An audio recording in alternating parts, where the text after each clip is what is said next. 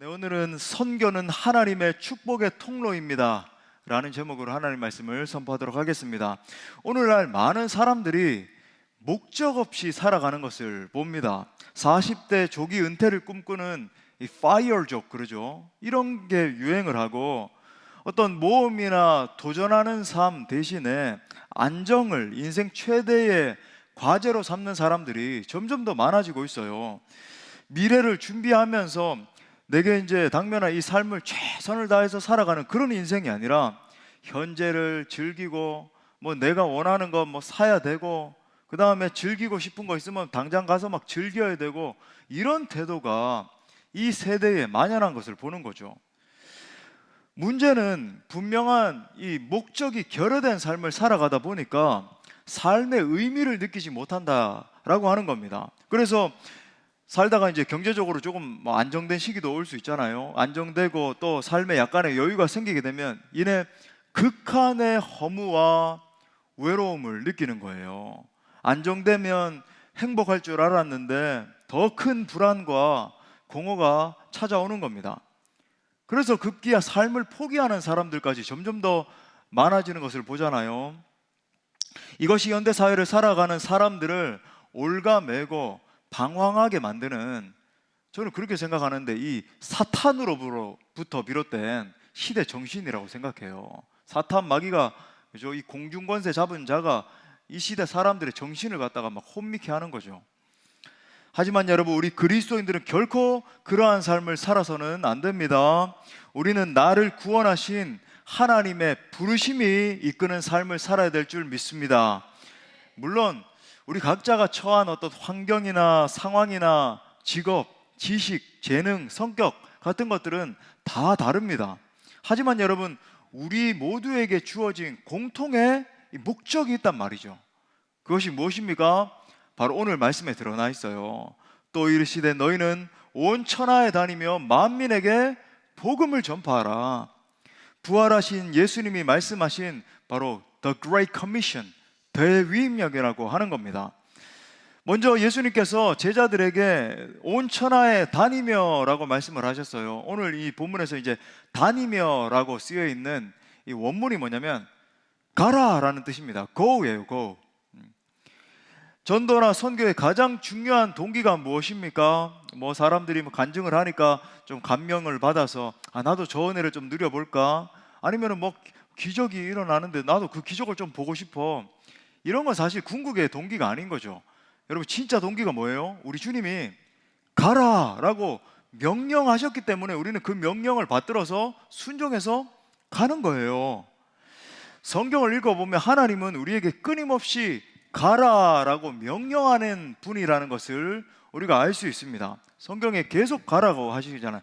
우리 아브라함을 부르시면서 너는 본토 친척 아비 집을 떠나 내가 지시할 땅으로 가라, 가라. 모세를 부르시면서도, 그죠? 너 모세야, 나는 아무것도 못하는데요. 아니야, 네가 이스라엘 백성들을 살려야 되니까, 건져내야 되니까 너 내가 부르는 저 땅을 향해서 가라. 그리고 알지 못하지만 저 젖과 꿀이 흐르는 땅을 향해서 네가 이끌고 가라라고 명령하시잖아요. 인자야, 이 말씀을 갖다가 이 두루마기를 네 배에 채워라. 그래가지고 채운 다음에 저 백성에게 내 뜻을 선포하기 위해서 가라라고 명령하시는 거예요. 끊임없이 가라. 사도들에게도 가라라고 명령하시는 거죠. 다른 말로 하면 예수님을 주로 따르는 우리 제자들에게 안주라고 하는 단어는 전혀 어울리지 않는 단어라고 하는 거예요. 제자의 본질은 말씀하시는 자에게, 그죠? 100% 순종하는 겁니다. 그러므로 여러분, 진정한 제자라면 주님이 말씀하시는 바로 그 사명을 감당하는 자리에까지 가야 한다라는 거죠. 머물면 안 된다, 가야 된다. 아골골짝 빈들에도 가야 되고, 소돔 같은 거리라 할지라도 가야 되는 것이고, 저 북인도 땅에도 가야 되는 것이고, 저 중동 땅에도 가야 되는 것이고, 저 북한 땅이라 할지라도 가야 되는 거예요. 아무도 찾지 않는 저 땅끝이라 할지라도 주님의 명령 받들어서 가야 된다라고 하는 겁니다. 저명한 신학자 제임스 패커 교수님이 선교가 모든 성도들에게 부과된 명령이라고 하는 것을 강조하면서 이렇게 말했어요. 복음을 전파하여 제자를 삼으라는 명령은 결코 사도들에게만 국한되지 않았다. 또 오늘날의 목회자들에게만 국한되는 것도 아니다. 전체적으로 전 교회에 부과된, 즉 개별적으로 전 그리스도인에게 부과된 명령이다. 하나님은 전도하고 선교하는 개인에게 놀라운 복을 허락해 주십니다. 또한 하나님은 전도하고 선교하는 교회에 놀라운 부흥과 성장을 허락해 주세요. 왜 그럴까요? 제가 몇 차례나 말씀드렸지만 더 많은 자원을 허락하심으로 말미암아 그것을 활용해서 더 큰 선교적인 사명을 감당하게 하기 위해서, 그리고 더 큰 선교적인 사명을 감당하면 하나님이 더 큰 복으로 채워주셔서 또 더 많은 일들을 감당케 하시기 위해서, 그러니까 믿음의 또 선순환이 일어나는 거죠. 여기에서도 더 큰 사명을 감당케 하시는 겁니다.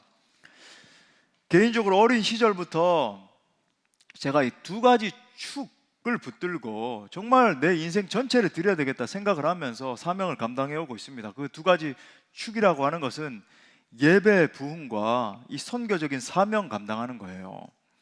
그래서 약 한 60회 이상, 25개국 이상을 다니면서 하나님이 선교를 하게 하셨습니다. 인생 전체를 볼 때 정말 20대 이후에는 다른 것들을 해본 기억이 없어요. 젊은 시절부터 몸이 부서져라 예배와 선교의 부흥을 위해서 달려왔습니다. 그리고 그 비전이 있었기 때문인지 모르겠지만, 지금 부흥 강사님도 오셨지만, 그죠? 제가 섬겼던 교회 아니겠습니까? 계속 이렇게 전도와 선교에 매진하는 교회에 계속 이렇게 사역을 하게 하시고 계속 거기에 투신을 해서 드릴 수 있도록 이끄신 거죠. 그 과정을 통해서 정말 많은 것들을 이제 배울 수 있었죠. 해보지 않았다면 절대 얻을 수 없는, 여러분 이 전도와 선교라고 하는 것은 그냥 구호만 가지고 되는 게 아니거든요. 경험이 계속 축적되고, 처음에는 뭐 쭈뼛쭈뼛 저도 이렇게 뭐 두렵기도 하고 여러 가지 준비되지 못한 모습도 있었지만 계속 경험이 쌓이면서 점점 이렇게 선교적인 지평이 넓어지게 된 거죠. 정말 그래요. 이 사역자도 거친 선교적인 필드에서 소위 구르면서 배운 사역자가 있고, 안전한 이 교회 내에서만 맴돌면서 이렇게 사역을 배운 사역자가 있어요. 완전히 다릅니다. 뭘 하나를 하든지, 예배를 인도하든지, 뭐 기도를 하나를 인도하든지, 팀을 이끌든지 뭘 해도 여러분 달라요. 야성이 튀어나오죠. 마치 세례 요한이 거친 광야에서 그 시대를 여러분 초월하는 야성이 생겼잖아요. 그죠? 모든 사람들이 전부 로마의 압제 가운데, 그리고 그 종교 지도자들이 이 종교적인 어떤 법을 딱 이렇게 규칙을 만들어 가지고 이것만 따라야 되고 여기에서 벗어나면 너는 이단자고, 이렇게 하는 시대에 하나님의 메시지를 가지고 막 회개하라, 천국이 가까웠다 외치는 그 야성이에요. 그렇게 형성된 것처럼 여러분 필드에서 형성된 영성은 다른 거예요.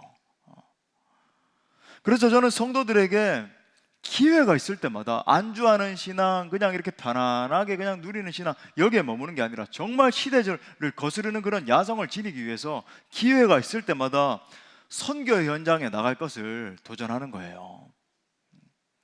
특별히 선교 현장에 서면은 일어나는 일이, 내 모든 번민과 고민들이 다 사라지기 시작합니다. 여러분, 우리가 너무나 편안한 상태 가운데 있기 때문에 쓸데없는 생각이 많이 들고 번민하고 했던 생각 또 하고 그런 거거든요. 그런데 여러분, 선교 현장에 서면 놀라운 거, 바로 그 다음 날부터 아침에 눈을 뜨자부터 내가 왜 그런 것 때문에 그렇게 번민하고 고민하고 있지? 그거 뭐 평정돼 버려요. 그래서 점점 그저 막 회개의 마음이 들면서, 아버지 하나님, 이제는 내가 이런 쓸데없는 것 때문에 번민하고 고민하는 삶 청산하겠습니다. 그러면서 인생 전체를 향한 생각이 막 또렷해져요. 분명해집니다. 내가 이 땅에 보내심을 받은 목적이 바로 이것이구나. 내 한 번밖에 없는 생애를 내가 어떤 직업군에 있든지, 그죠? 그런 직업의 사명도 감당하면서 내가 선교적인 사명을 감당해야 되는 것이구나 라고 하는 명확한 목적의식이 생겨나기 시작해요. 선교에 수많은 유익들이 있지만 특별히 오늘은 선교의 이 영적인 유익들에 대해서 함께 상고하면서 은혜를 나누고자 합니다. 말씀을 통해서 하나님께서 우리 공동체 전체에 선교의 마음을 부어주시고, 제가 이렇게 말씀드렸어요. 선교에 대한 마음이 아니라 선교의 마음을 부어주시고, 우리 모두가 하나님이 우리를 부르신 바로 그 궁극의 목적을 위해서 우리 자신을 드릴 수 있는 모두가 될 수 있기를 축복합니다. 자, 세 가지 이 영적인 복이 임해요. 첫 번째는 선교하면 하나님의 마음이 임합니다. 우리 한번 따라합시다. 선교하면 하나님의 마음이 임한다. 예. 선교 현장에 가면 무엇보다 하나님의 마음이 마구마구 막 부어지는 것을 경험하게 돼요. 그냥 뭐 저 잃어버린 영혼들 한 명 한 명 이렇게 바라보면 그 영혼들을 바라보시는 아버지의 마음이 막 일어나죠. 하나님은 그 중심 가운데 그 심장에 간절한 소원 하나를 가지고 계세요. 하나님의 그 심장 속에는 한 영혼 한 영혼들을 향한 하나님의 눈물이 들어 있습니다. 영혼들을 바라보시는 예수님의 마음을 가장 잘 보여주는 구절, 우리 몇 차례나 읽었지만 또 한번 읽어봐요. 우리 마태복음 9장 36절 시작. 무리를 보시고 불쌍히 여기시니 양과 같이 고생하며 키진함이라. 아멘. 이 무리를 쭉 바라보시는데 불쌍히 여기셨다. 이거 불쌍히 여기다 헬라어로 스플랑크논이라고 하는 단어 쓴다 그랬잖아요. 창자를 막 끊어내는 것 같은 아픔, 연민이죠. 영어로는 compassion, compassion이라고 하는 이 구호 단체도 있잖아요, 그죠? 막 가슴이 창자가 막 끊어질 것 같은 그런 연민을 말하는 거예요. 그 영혼들을 바라볼 때 애끓는 마음이 막 생겨나기 시작하는 겁니다. 이외에도 성경 곳곳에 이 하나님의 애끓는 마음이 게시되어 있는데, 대표적으로 우리가 잘 아는 누가복음 15장에 이 탕자의 비유 있지 않습니까? 우리 누가복음 강의하면서 5시간에 걸쳐서 무려 이 누가복음 15장 비유에 대해서 깊이 살펴봤는데, 여러분 또 은혜 받고자 하는 분들은 유튜브 제가 다 올려놨으니까 좀 봐도 좋을 것 같고, 이 누가복음 15장에 보면은 세 가지 비유가 연이어 나오잖아요, 그죠? 잃은 양의 비유가 나오고, 잃은 동전의 비유, 드라크마의 비유, 그 다음에 잃은 아들의 비유가 나오는 겁니다. 제가 돌아온 탕자 그렇게 말하지 않고 일부러 잃은 그런 이유가 이 세 가지가 동일한 메시지를 말하고 있기 때문이에요. 각기 내용은 다르지만 관통하는 메시지는 똑같습니다. 바로 잃어버린 그 한 영혼에 대한 하나님의 눈물, 하나님의 열심을 보여주는 거죠. 특히 탕자의 비유에서 이제 둘째 아들에 대해서는 우리가 많이 나누잖아요. 이 둘째 아들이 아버지의 뜻을 버리고 막 나갔는데 이 아버지가 얼마나 속상했어요. 그런데 우리가 잘 알고 있는데 첫째 아들의 문제가 뭐였습니까? 제가 말씀 전하면서 말씀드렸죠. 아버지의 마음을 새카맣게 몰랐다라고 하는 거예요. 그는 늘 아버지 곁에서 아버지를 돕는 열심을 가지고 살았지만, 여러분 보십시오. 우리가 그럴 수 있어요. 아버지 곁에서 하나님 안에서 늘 예배도 드리고 늘 하나님 섬기는 것처럼 보이고 그렇게 안에 있지만 정작 자기 생각에만 붙들려서 원망과 불평만을 쏟아내는 거예요. 소위 아버지의 마음을 전혀 모르는 거예요. 아버지와 늘 함께 있는데 그 아버지의 중심 가운데 뭐가 있는지, 아버지의 눈물이 무엇인지, 아버지가 뭐 때문에 애가 타고 있는지 아버지의 마음을 전혀 모르는 겁니다. 여러분, 그 아버지의 면전에 대고, 그죠? 둘째 아들이 이제 돌아와가지고 그 아버지가 애간장이 녹아 내려앉고 너무나 감사한 상황 가운데 있는데 그 아버지의 면전에 대고 막 분노하면서 외친 그 절규를 기억하십니까? 나와 내 벗을 위해 염소 새끼라도 한번 줘서 즐기게 하신 일이 있습니까? 이러고 있는 거예요. 기뻐하고 아버지 너무 감사합니다, 이 내 동생이 돌아왔습니다, 그러는 게 아니라 아들이 죽었다 살아난 그 아들이 돌아왔는데 나와 꼭 이래요. 여러분 보십시오. 항상 여러분 아버지의 마음을 모르게 되면 내가 나를 위해서 뭘 한 일이 있고 내가 어떻게 돼야 되고 내가 어떻게 안 되면 저 사람은 뭐 저렇게 돼도 상관없고 내가가 되는 거죠, 그죠? 나와 내 벗을 위해서, 아니 아버지 염소 새끼라도 한번 줘가지고 기쁘게 하신 일이 있습니까? 이러고 있는 거예요. 동생이 죽었다가 살아났는데. 하지만 여러분, 선교의 현장에 가면 모든 것이 달라지기 시작합니다. 하나님의 마음을 내 온몸으로 느끼기 시작하는 거죠. 지금까지 내 자신만을 바라보며 살아왔던 것들이 막 부끄럽게 여겨지기 시작해요. 대신 이 세상을 구원하시고자 하는 하나님의 불붙는 소원, 애타는 마음, 애끓는, 내가 내 자신, 내 아니 하면서 살아왔는데 아버지의 마음이 바로 여기에 있었구나. 그 소원을 느낄 수 있게 되는 거죠. 여러 가지로 하여튼 막 그 폭포수와 같은 마음이 막 부어진다 그럴까요? 그런 일이 일어나는데, 선교 현장에 가면은 그들의 눈을 보고 그들을 향해서 간증하기 시작하는 거죠. 그죠? 그러면 그들의 눈을 보면 마음이 다 녹아내려요. 옛날에 차인표 씨가 이제 컴패션 홍보대사잖아요. 막 강팍하고 자기 아내가 신실한 그리스도인이었는데 자기는 뭐 그래 막 이러면서 자기 성공만을 위해서 달려가고 있었는데, 아내의 막 이렇게 권면에 못 이겨가지고 그 현장에 섰는데, 그죠? 그 아이의 손을 딱 잡는 순간에 막 눈물이 쏟아지면서 그 아이가 갑자기 자기에게 말을 걸어오더라는 거잖아요. 내가 그 아이에게 말을 했는데 그냥 이렇게 쭈뼛쭈뼛 뭐 마음에도 없는 말 I love you 딱 이렇게 이야기를 했는데, 갑자기 그 아이가 예수님이 돼가지고 자기에게 말을 걸어오더라잖아요. 실제 영적으로 그렇게 느낀 거죠. 내가 너를 사랑한다 하더라. 그 현장에서 펑펑 울면서 회개하고 완전히 뭐 그 삶이 바뀌어졌잖아요. 실제 그런 걸 경험하거든요. 그 사람들의 눈을 바라보면서 참 부끄럽지만 내 간증을 이렇게 하나씩 하나씩 이렇게 말을 할 때, 또 우리가 막 판넬 가지고 막 복음을 준 거예요. 그림을 보여주면서 그렇게 막 복음을 선포할 때, 또 그들은 막 온갖 저주와 아픔과 막 상처 가운데 시달리고 있는 자들인데 또 얼마나 또 막 더러워요. 뭐 그들 잘 씻지도 않고 그러니까. 근데 그 몸에 아무렇지도 않게 손을 얹고, 그죠? 한국에서는 경험할 수도 없는 일입니다. 우린 다 뭐 깨끗하고 그러잖아요. 근데 그 불쌍한 사람들 손을 얹고 간절히 기도하고 그러다 보면 막 귀신이 막 이렇게 축사될 때 막 현상이 일어나거든요. 막 소리를 지르기도 하고 막 여러 가지 막 오줌을 싸기도 하고 막 여러 가지 일어나요.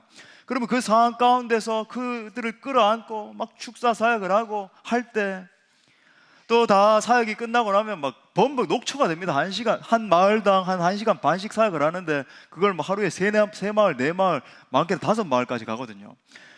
사역을 끝나고 이제 녹초가 된 상태에서 앉아가지고 그들 문화상에 이제 다가를 내오는데, 다가를 하면서 담소를 나눌 때, 또 현지에서 막 하루에 10시간씩 복음을 전하고 있는 그 현지 사역자들과 함께 막 호흡하면서 복음을 전하는 가운데서 예수님 한 분만으로 막 충만한 기쁨을 가지고 즐거워하는 그 순간, 말로 표현할 수 없는 감동과 연민을 느끼게 되죠. 이건 여러분 뭐 우리가 일상생활 가운데 느낄 수 없는 그런 마음이 임하게 돼요. 동시에 선교 현장에서 느껴지는 한 가지 부어지는 마음은 아픔입니다. 아픔. 그저 어떤 인간적인 동정이 아니라 저 사람들 참 불쌍하다, 저 가난하네 이런 게 아니에요. 하나님의 아픔을 그 선교 현장에서 생생하게 느낄 수 있습니다. 특히 우리가 가는 이 북인도에 가는 이유는 뭡니까? 우리 목사님은 인도의 마음을 품으셨다. 저는 여러분 인도의 마음을 품은 적이 없어요. 저는 열방의 마음을 품고 있는 것이고, 복음을 한 번도 들어보지 못한 0.1% 미만의 복음을, 그러니까 1000명당 1명도 예수 믿지 않는 거예요. 복음을 들어본 적도 없습니다. 그 사람들은. 그렇게 저주 가운데 살고 있는 사람들이 제일 많은 곳이 북인도예요. 전 세계에서 제일 많은 곳이 북인도이기 때문에 가는 것이지, 제가 인도를 품고 있기 때문에 아니에요. 저는 아버지의 마음을 가지고 전 열방을 품고 있는데, 우리가 그 복음을 들어보지 못한 사람들이 많기 때문에 가는 거예요. 근데 그 많은 사람들이 북인도, 네팔, 미얀마 그쪽에 인구 비율 때문에, 인구가 제일 많잖아요. 그죠? 제일 많거든요. 거기에 그 지역들, 또 뭐 캄보디아라든지 저 뭐 서아프리카라든지 저런 지역들 가면은 굉장히 열악해요. 이건 뭐 사람이 이런 곳에서 살 수 있나 그 정도거든요. 그 다음에 이제 인도에는 불가초 청민이라고 인구의 10% 정도가 그런 사람들인데, 그런 사람들은 인구 대접도 인간으로서 대접도 못 받거든요. 막 운막 같은 데서 막 집단적으로 몇천 명씩 그렇게 모여서 살아갑니다. 그들의 삶의 현장을 보면은 눈물이 막 왈칵 쏟아질 때가 많아요. 또 제가 말씀드린 적이 있죠. 제가 처음 북인도에 갔을 때 사역자의 집에 가는데 그들이 이제 항상 깨끗하게 입고 와요. 그 영국의 식민지 문화가 있기 때문에 아주 뭐 셔츠 입고 이렇게 깨끗하게 입고 오는데, 그래서 뭐 이렇게 아무렇지 않게 뭐 조금 가난한 줄 알았지만 이렇게 갔는데, 정말 한 철근 콘크리트 그냥 이렇게 건물이고, 벽지 뭐 장판 아무것도 없습니다. 그냥 콘크리트 위에 화장실도 그 안에 있고 주방도 그 안에 있고 한 3평 정도 되는데, 그 27살짜리 전도사님이 남편과 아내와 아이 4명을 또 낳아가지고, 또 아이는 또 많이 낳았어요. 인도 문화상. 그 한 3평 되는데 개미가 버글버글 기어다니는데 거기에 돗자리 펴고 거기에 자고 있는 거예요. 내가 그 사역자를 끌어안고 눈물이 막 그쳐지지가 않는 겁니다. 얼마나 울었는지. 오는 차 안에서도 막 우리가 같이 갔던 안강희 선교사님이, 거기 선교를 막 개척했던 아주 사도바울 같은 성령 충만한 선교사님이거든요. 우리 이면수 목사님 큰빛교회 파송 선교사님이에요. 선교사님이 울지 말라고 저를 뭐 얼마나 이렇게 다독여 주셨는지 제가 막 1시간 이상을 펑펑 울었어요. 여러분, 우리는 이 땅에서 이렇게 편안하고 배부르게 먹고 있는데 첫 땅에서는 도움이 필요한 수많은 사람들이 있다라고 하는 것을 알게 되는 거예요. 선교 현장에 서면 여러분, 이 같은 하나님의 마음이 풍성히 부어지게 됩니다. 저는 여러분 모두의 마음 가운데 하나님의 마음이 부어질 수 있기를 간절히 바랍니다. 자, 두 번째는 선교하면 하나님의 권능을 경험합니다. 또 따라합시다. 선교하면 하나님의 권능을 경험한다. 예, 뭐 선교지에 가면은 여러 가지로 하나님의 살아계심을 경험하게 되거든요. 사실 뭐 선교 준비할 때부터 그런 걸 경험하게 돼요. 여러분에게 뭐 일일이 나누진 않았지만 우리 팀도 3개월 준비하는 가운데 여러 가지 막 영적 전쟁의 상황이 일어났어요. 뭐 저만 해도 멀쩡하다가 갑자기 신장 결석이 돼가지고 지금 그 이후로 뭐 소화기관이 계속 뒤틀려가지고 제가 살이 막 계속 빠지고 있는 거 여러분 보이시죠? 예. 이게 뭐 그런 일이 일어나고 우리 팀원들도 돌아가면서 독감에 뭐 코로나에 뭐 계속 아팠고 직전주까지 그랬습니다. 또 어떤 지체는 막 크게 사고가 나가지고 막 차가 막 반파될 정도로 그런 일이 일어나고, 그러고도 이제 몸이 아픈데도 이제 막 가려고 그렇게 결의를 하고 그러는데, 그런데 그 모든 영적 전쟁의 상황 가운데서 제가 말씀드렸잖아요, 예전에도. 그죠? 제가 막 미국이나 캐나다에서 그렇게 선교할 때도 계속 그런 일이 일어나요. 왜 그럴까요? 우리가 그 땅 가운데 가면 복음이 전해진다는 걸 아니까, 예수 그리스도의 임재가 있다는 걸 아니까 이 사탄 마귀가 가만히 있질 않는 거죠. 어떻게 해서든지 선교를 하면 그런 일이 일어나거든요.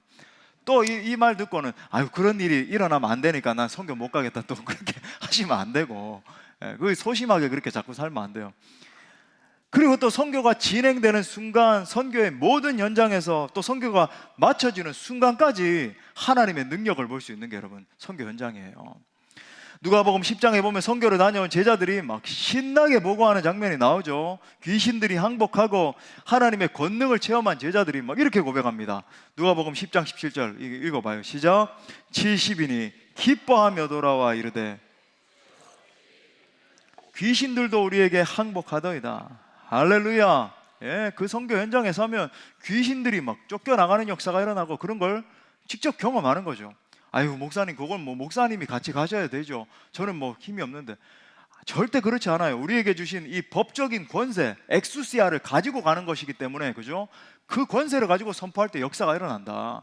물론 더 많은 것들은 또 기도가 축적돼야, 기도 외에는 이런 유가 나갈 수 없다, 어떤 그런 종류들이 있긴 하지만 뭐 여러분도 그렇게 경험할 수 있는 역사라고 하는 거예요.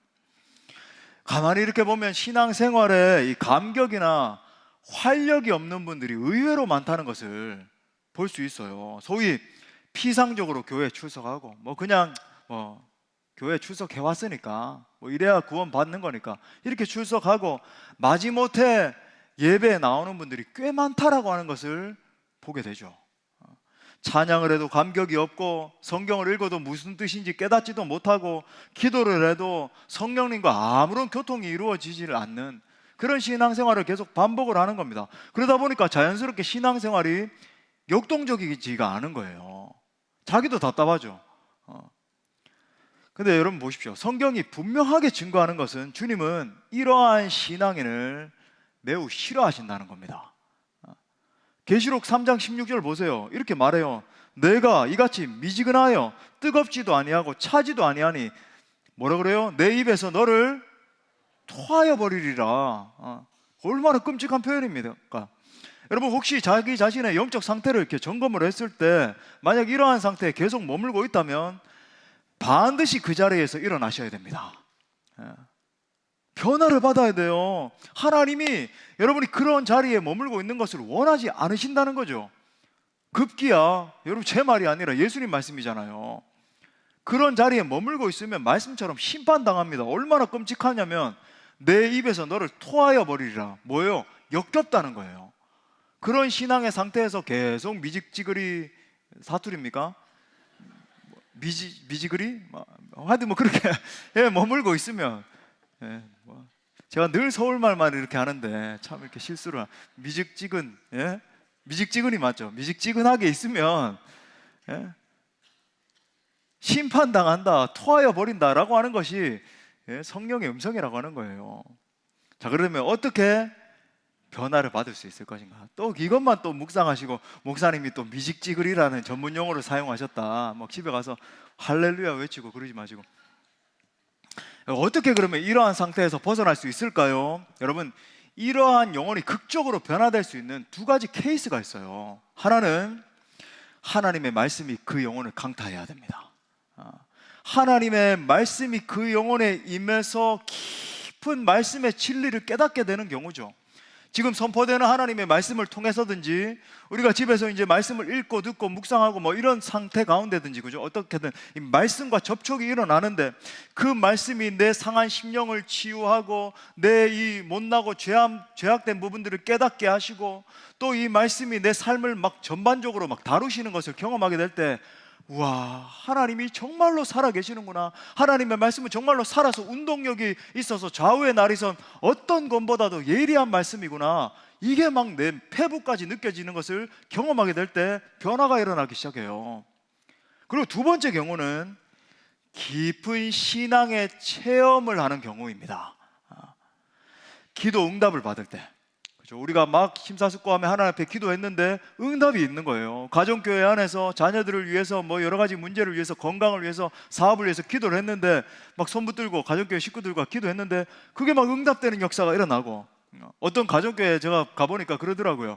가정교회 기도 제목을 갖다가 쫙 요약을 해가지고 각자 나눠주면 우리 그 총무분이 나눠주면은 그걸 갖다가 냉장고에도 붙여놓고 차에도 붙여놓고 막 일주일 내내 기도하는 거죠.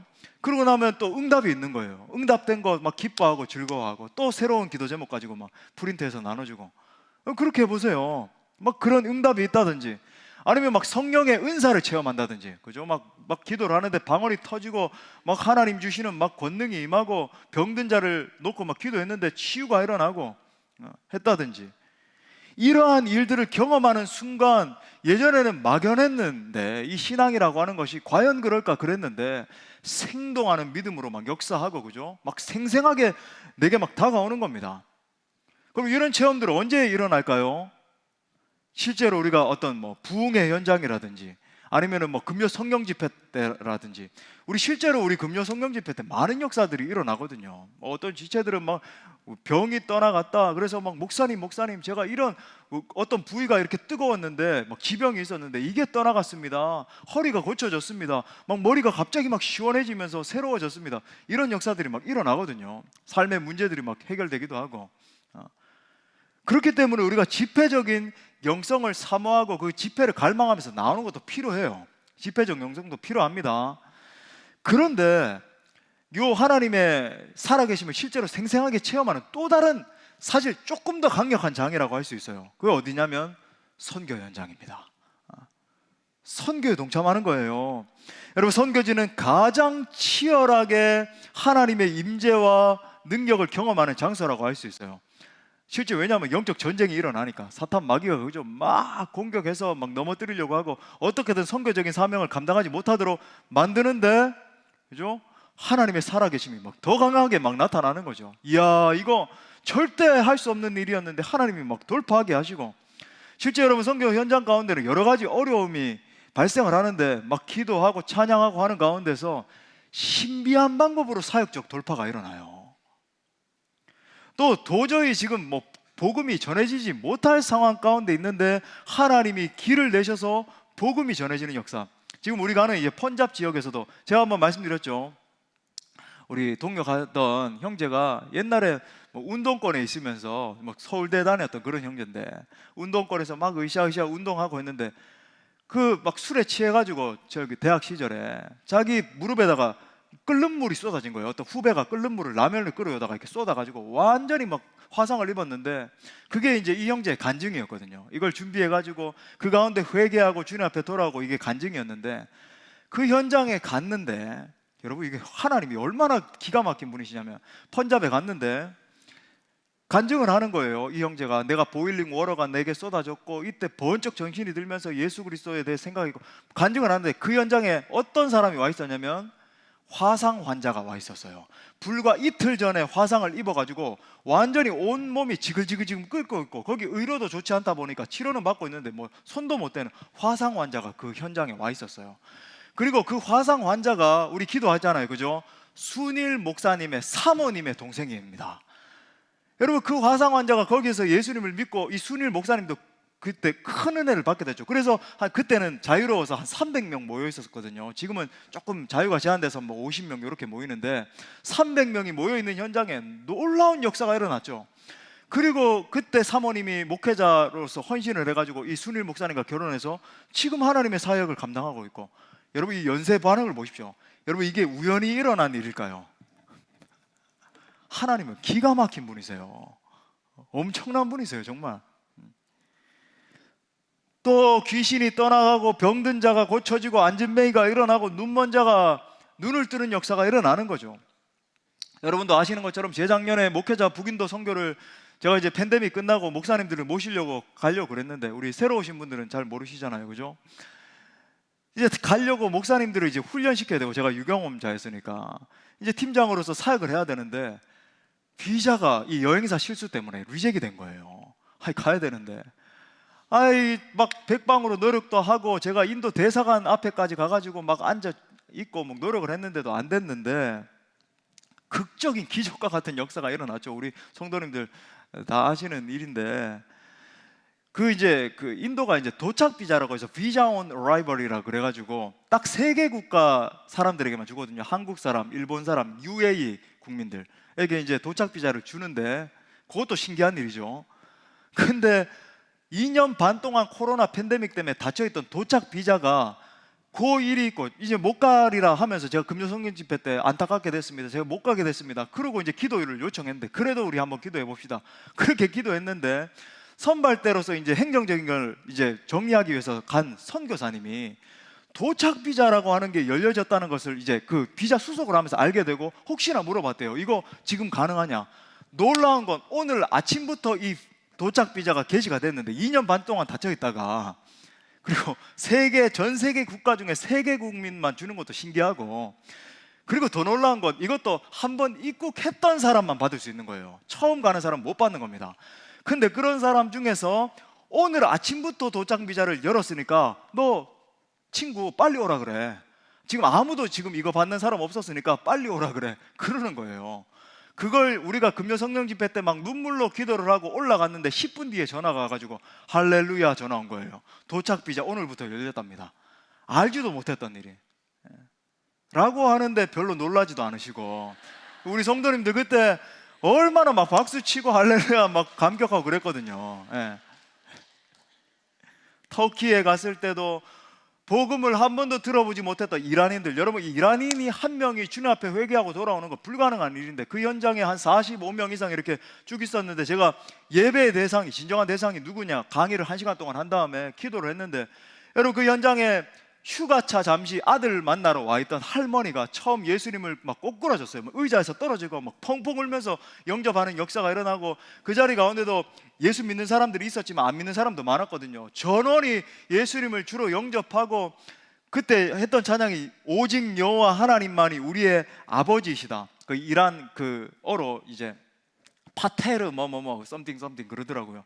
그걸 우리가 이제 미리 외워가지고 했었는데, 그때는 외웠는데, 제가 막 찬양을 인도하면서 오직 여호와 하나님만이 우리의 아버지시다 찬양을 1시간 동안 했어요. 막 감격하면서 할렐루야 했는데, 이 사람들이 또 부르고 그래가지고 1시간을 막 완전 부흥의 현장이 돼버렸죠. 다 일어서가지고 막 그렇게 찬양을 했어요.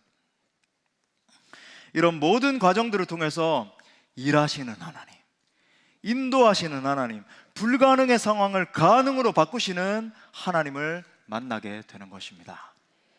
물론 착각을 하면 안 돼요. 물론 선교의 목적 자체가 막 기적을 보기 위해서, 이적을 경험하기 위해서, 그건 여러분 좀 주객이 전도된 겁니다.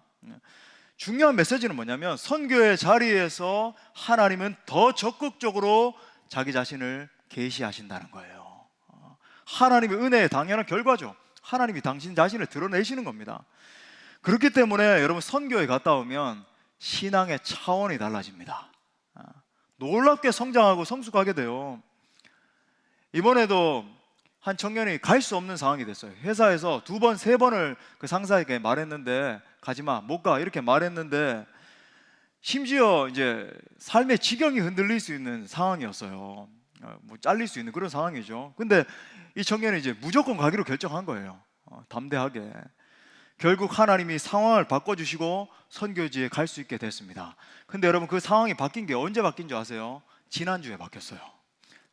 무조건 가기로 선포했는데 지난주에 그냥 승인이 떨어져서 평범한 신앙인에서 도전하는 신앙인, 담을 뛰어넘는 신앙인으로 성장한 것입니다. 저는 여러분들 모두가 하나님의 살아계심을 생생히 체험하는 체험적인 신앙인들 다 될 수 있기를 축복합니다. 마지막 3번째로 선교를 통해서 진정한 행복을 누리게 됩니다. 또 따라합시다. 선교를 통해 진정한 행복을 누리게 된다. 이것도 정말 영적인 일이에요. 선교는 어렵습니다. 많은 대가를 지불해야 되고 많은 것을 들여 훈련을 받아야 됩니다. 여러분 우리 이면수 목사님 모셔서 간증하는 거 많이 들어보셨지만 여러분 그게 쉬웠겠습니까? 북한을 150차례 이상 드나들면서 모든 것을 던지셨어요. 제가 그 삶을 알잖아요. 같이 살아가면서 뵀잖아요. 모든 것을 던져서 그렇게 했어요. 쉽지 않아요. 편안한 자리를 떠나야 되고 또 현지에서도 여러 가지 어려움과 위협들을 감내해야 됩니다. 그런데도 놀라운 것은 뭐냐면 갔다 온 분들은 대다수가 또 참여한다는 거예요. 아마 우리 교회는 시간이 흐를수록 점점 더 많은 분들이 선교에 동참하게 될 것입니다. 해외 선교의 지경도 점점 더 넓어지게 될 것이고 국내 선교의 지경도 점점 더 넓어지게 될 것입니다. 그 이유가 뭘까요? 선교의 기쁨과 행복을 체험했기 때문에 그 기쁨에 또다시 뛰어들고 싶은 거예요.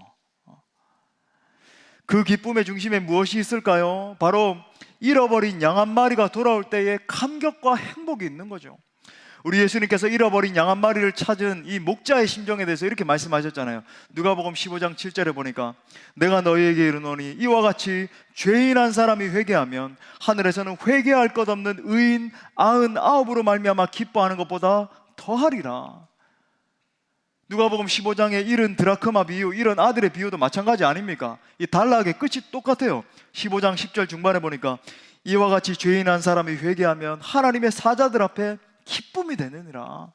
누가복음 15장 32절에 이 내 동생은 죽었다가 살아났으며 내가 잃었다가 얻었기로 우리가 즐거워하고 기뻐하는 것이 마땅하다 하니라. 전도나 선교는 우리로 하여금 이러한 천국의 기쁨과 행복을 주는 겁니다. 우리가 늘 선포하는 것처럼 이 해피 피플 해피 월드가 뭐예요? 예수님을 만나서 진정한 그 기쁨을 누리고 그 예수님을 전함으로 그 기쁨이 배가 되는 거예요. 참 감사한 것은 우리 수원 동부교회에 갈수록 이러한 전도와 선교의 열매들을 더하여 주신다는 사실입니다. 행복한 사람들의 축제나 지역 전도를 통해서 적지 않은 영혼들이 구원받고 있습니다. 2년 전 행축 때 처음 예수님을 믿은 지체가 교사로 세워져서 섬기고 있어요. 또 지난 행축 때 처음 예수님을 믿은 지체가 아내와 함께 성경 기독에 도전하고 있는데 놀라운 것은 이 지체가 더 뜨거워가지고 이 아내분이 그러더라고요. 제가 목사님 어떻게 장단을 맞춰야 될지 모르겠다고 더 열심히 라고 막 이러면서. 또 어떤 지체는 우리 교회에 와서 처음 예수님을 만나고 국내 선교 현장에도 가가지고 이분을 통해서도 또 많은 분들을 또 전도하고 구원해내고, 이번 북인도 교회 개척 선교를 통해서도 적어도 뭐 수백 명에서 뭐 한 1000명 이상 영혼들이 예수님을 영접하게 될 것입니다. 많은 교회들이 개척되게 될 거예요. 여러분 이처럼 한 영혼이 예수님 앞에 돌아오고 그 예수님의 제자로 성장하는 것을 보는 기쁨, 제게는 그 기쁨이 있거든요. 여러분도 있으십니까? 세상에서 여러분 이거보다 더한 기쁨은 없는 거죠. 결국 이 감격을 경험한 자들이 다시 이 감격을 위해서 자기 자신을 던지게 되는 겁니다. 우리가 가는 이 북인도 지역은 다른 선교지들보다 훨씬 더 참 어렵고 힘든 요소들이 많이 있어요. 여러 가지 위협이 있습니다. 또 뭐 더럽고, 여러분 아시는 것처럼 위생 상태도 전 세계에서 제일 좋지 않아요. 영적으로도 이게 제일 사실 기도가 많이 필요한 부분이 영적으로 좋지 않죠. 3억 3천 개의 신이 있습니다. 그들이 섬기는 신이. 그러다 보니까 여러분 뭐 귀신 마귀 사단이 버글버글하죠. 온 마을과 집들마다 귀신 딱지 다 붙여놓고 막 장신구들, 영적으로도 굉장히 좋지 않아요. 하지만 복음을 한 번도 들어보지 못한 영혼들이 전 세계에서 제일 많은 지역이기 때문에, 여러분 이게 우리가 그 땅을 밟을 유일한 이유인 거죠. 여기 이야기하거든요. 많은 뭐 목회자들 동료들 거기 가면 이게 어렵지 않냐, 저게 어렵지 않냐, 뭐 할 수 있겠냐, 제가 이야기하는 거예요. 다른 모든 수많은 위협들과 어려움들이 있어, 없는 거 아니다. 하지만 우리가 가야 되는 이유는 뭐냐? 복음을 들어보지 못한 영혼들이 세계에서 제일 많은 지역이기 때문에 그 영혼들 살리려고 가는 것이다. 뭐 다른 이유가 더 필요하냐? 내가 죽어도 가는 거지. 놀라운 것은 갔다 온 지체들은 영혼들이 죽게 돌아오는 그 기쁨 때문에 또 가게 된다는 거예요. 여러분 한번 보십시오. 이제 갔다 오셔서 지체들이 어떤 간증을 하는가. 여러분 지역 전도도 마찬가지고, 그죠? 한 영혼이 죽게 돌아오는 기쁨을 아는 사람이 그 기쁨 때문에 또 헌신하게 되는 겁니다. 현대주의가 주는 이 병폐적인 현상과 얼마나 다른지요. 수많은 사람들이 자기 경제적인 자립, 조기 퇴직, 내 인생 안정, 내 자식 성공, 이런 가치에 매몰돼서 살아가는 시대 아닙니까? 물론 뭐 여러분 안정을 위해서 조금 더 뭘 돌보지 마라 이런 건 절대 아니에요. 뭐 그렇게 할 수도 있겠지만 너무나 이건 뭐 우리의 목적이 아니잖아요. 그냥 삶의 기초잖아요, 기초. 뭔가 여러분 궁극의 목적이 있어야 될 것 아닙니까? 주님 말씀하신. 그런 의미에서 저는 요즘 정말 안타까운 게 뭐냐면 젊은이들 가운데 파이어족들이 너무 많이 일어나고 있는 거예요. 나 빨리 경제적인 자립을 이뤄가지고 여기 퇴직을 하고, 일을 보람이 아닌 일을 고통으로만 보는 시각, 저는 결코 동의할 수도 없고, 여러분 그리스도인으로서 동의해서도 안 됩니다. 하나님은 사람을 창조하실 때 해야 할 일을 할 때 행복한 존재로 창조하셨어요. 특별히 우리에게 맡겨주신 전도와 선교의 사명, 궁극에 여러분 이 대위임령을 수행하는 삶을 살아갈 때 우리가 진정한 기쁨과 행복을 누릴 수 있다라고 하는 겁니다. 반대로 여러분 자기 자신만을 위해 사는 인생은 불행할 수밖에 없는 거죠. 주님도 말씀하세요. 내가 너를 토하여 버리리라. 저는 여러분 모두가 부디 이 놀라운 생명 살리는 궁극의 목적에, 기쁨에 동참할 수 있게 되기를 축복합니다. 말씀의 결론을 맺겠습니다. 어떤 의미에서 우리 기독교는요, 보냄의 종교예요. 오늘 말씀에서도 가라라고 명령하시잖아요. Go! 너 가라. 영원한 사망 상태에 있던 우리가 어떻게 구원받았습니까? 하나님께서 독생자 예수 그리스도를 이 땅에 보내셨기 때문에, 그 예수님께서 하나님의 보내심을 받고 이 땅에 오셔서 십자가에서 물과 피를 쏟으셨기 때문에 구원받을 수 있는 거예요. 그리고 그 예수님 이 땅 떠나시기 전에 우리에게 이렇게 유언하셨죠. 그죠? 오늘 말씀과 사실은 병행구절이에요. 자, 우리 마태복음 28장 19절부터 20절 같이 선포하면서 읽겠습니다. 시작. 그러므로 너희는 가서 모든 민족을 제자로 삼아 세례를 베풀고 내가 너희에게 분부한 모든 것을 가르쳐 지키게 하라. 볼지어다 내가 세상 끝날까지 너희와 항상 함께 있으리라 하시니라. 아멘. 이 말씀처럼 여러분 우리 그리스도인의 본질, 보냄을 받은 자예요. 이게 사도라는 말 또 아닙니까? 그죠? 우리의 정체성은 가는 자인 겁니다. 적용점 두 가지 드리고 말씀 마무리하고자 합니다. 첫 번째는요, 여러분에게 좀 과격하게 헌신하고자 해요. 기도와 헌금으로 동참하십시오. 우리 따라합시다. 기도와 헌금으로 동참하자. 여러분 기도와 헌금을 통해서 선교에 동참하고 계십니까? 어떤 의미에서 제가 헌금 이야기하니까 과격하게 다가오시나요? 그렇지 않아요. 여러분 선교를 위해서, 선교의 지경이 넓어지면 넓어질수록 더 많은 기도도 필요하고 더 많은 물질적인 헌신도 필요합니다. 우리가 부흥 강사 목사님 통해서 봤듯이 저는 그 현장에서 같이 이렇게 동역을 했잖아요. 제가 참 배운 분이죠. 우리 임 목사님이 어떻게, 여러분 좀 놀랍지 않나요? 어떻게 그 수십만 명의 고아들을 먹이고 입힐 뿐만 아니라 그 북한 사역만 하신 게 아니라 이 금빛교회 파송 선교사님 단일 교회만 여러분 수십 명의 선교사님이 파송되어 계세요. 전임 선교사님으로. 어떻게 그런 일이 가능할까요?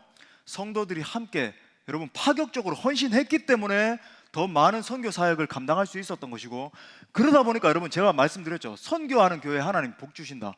계속 하나님이 부흥과 막 성장의 복을 허락해 주시고, 그러다 보니까 더 많이 헌신할 수 있는 것이고, 그러다 보니까 또 더 많은 부흥을 주시고 막 선순환이 일어나는 거죠. 그래서 여러분 기억하십시오. 계속 여러분 우리가 작게 헌신하면 작은 일밖에 못해요. 겨우 그냥 뭐 단기 선교를 한 번씩 갔다 오고. 근데 여러분 진짜 큰 일을 하려면 큰 헌신이 필요합니다. 이거 쫄보되면 안 돼요. 이게 소심해가지고 뭐 하면 이러면 안 되고, 여러분 정말 전도와 선교를 위해서 좀 파격적으로 하나님 앞에 헌신하는 일이 필요한 거죠. 그러기 위해서 가장 먼저 여러분에게 요청드립니다. 2주간 우리 저녁 기도회 하잖아요. 선교를 위해서. 여러분 또 따로 집에서도 기도하실 수 있겠지만 좀 오시면 좀 더 집중적으로 할 수 있으니까 여러분 헌신하셔서 우리 기도합시다. 아멘이십니까? 예. 현지에 가는 선교사들 뿐만 아니라 여러분도 보내는 선교사예요. 한 마음으로 한 팀이잖아요, 우리가. 그죠? 여러분들의 기도의 능력이 현지에서 그대로 나타나는 것을 경험하는 거예요. 자, 두 번째 적용점, 전도와 선교에 적극적으로 동참합시다. 우리도 따라합시다. 전도와 선교에 적극적으로 동참하자. 해외 교회 개척 선교, 여타 해외 선교, 국내 선교, 행복한 사람들의 축제, 전도대 활동, 또 개인 전도 등 여러분 적극적으로 헌신합시다. 앞으로 하나님께서 우리 교회의 전도와 선교의 문을 더욱더 활짝 열어주실 거예요. 정말 그렇습니다. 진짜 열어주실 겁니다. 그리고 이번 강사 목사님 통해서 선포된 것처럼 북한 선교의 문도 열어줄 줄 믿습니다. 저는 그런 사명감도 좀 느껴요.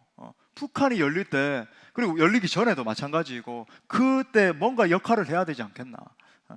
열어주실 때 너의 생명을 드리니 하면서 옆에 있는 지체만 떠미는 그런 지체가 아니라 여러분이 헌신하셔야 돼요. 아멘이십니까? 내가 헌신하는 겁니다. 내가. 그죠? 그것이 여러분을 부르신 하나님의 목적이라고 하는 겁니다. 그럴 때 여러분 안에 진정한 기쁨과 행복이 충만하게 될 거예요. 신학자 칼 바르트가 이렇게 말했습니다. 교회가 선교를 하지 않으면 많은 것들 중에 한 가지를 하지 않는 것이 아니라 나머지 하는 모든 것이 아무런 의미가 없는 것과 같다. 일전에 한번 말씀드렸죠. 서울대 의대를 졸업하고 서울 아산병원 교수로 근무하던 김태훈 선교사님, 한번 뭐 간증 들으면 좋겠는데 계속 뭐 연락이 오셨었어요. 근데 시간이 안 맞고. 그런데 나이 40세가 됐을 때 이 중심 가운데서 막 사명감이 불탔던 거죠. 청년 시절부터 계속 막 선교 현장에 가고 그랬던 분인데 40세가 됐을 때 모든 것을 다 버리고 아산병원, 그 안정적인 최고의 직장 아닙니까? 거길 사임하고는 아프리카 에티오피아 의료 선교사로 막 하나님의 심장을 가지고 달려간 거죠. 현지에서 사역을 하다가 파킨슨 병이 왔어요. 그래서 하나씩 기억이 지워짐에도 불구하고 포기하고 돌아온 게 아니라 여전히 그 땅에서 복음을 전하고 있고, 작년에는 책도 썼습니다. 그분의 SNS 대문에 보면 이런 글귀가 적혀 있어요. 그분께서 편하게 쓰실 수 있는 그릇이고 싶다. 그분께서 편하게 쓰실 수 있는 그릇이고 싶다. 아무쪼록 이 선교사님의 고백처럼 우리 모두도 하나님이 편하게 쓰실 수 있는 그릇들이 돼요. 많은 영혼들을 건져내는 우리 모든 성도님들 인생 될 수 있기를 간절히 축원합니다. 우리 말씀을 주신 하나님께 영광의 박수 올려드리겠습니다. 우리 다 같이 일어나셔서 뜨겁게 결단하며 찬양합시다.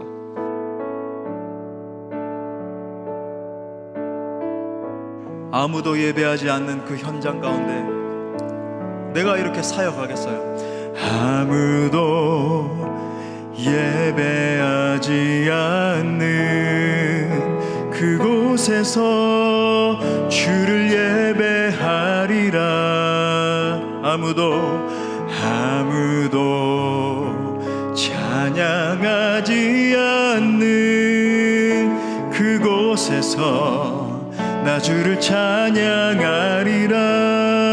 누구도 헌신하지 않는 그곳에서 주께 헌신하리라. 누구도 증거하지 않는 그곳에서 나 주를 증거하리라. 아멘. 내가 밟는 모든 땅 주를 예배하게 하소서. 주의 보혈로 덮어지게 하소서. 내가 서리고 주의 거룩한 곳 되게 하소서. 주의 향기로 물들이소서. 우리 다시 한 번 더 헌신을 결단하며 아무도 예배하지 않는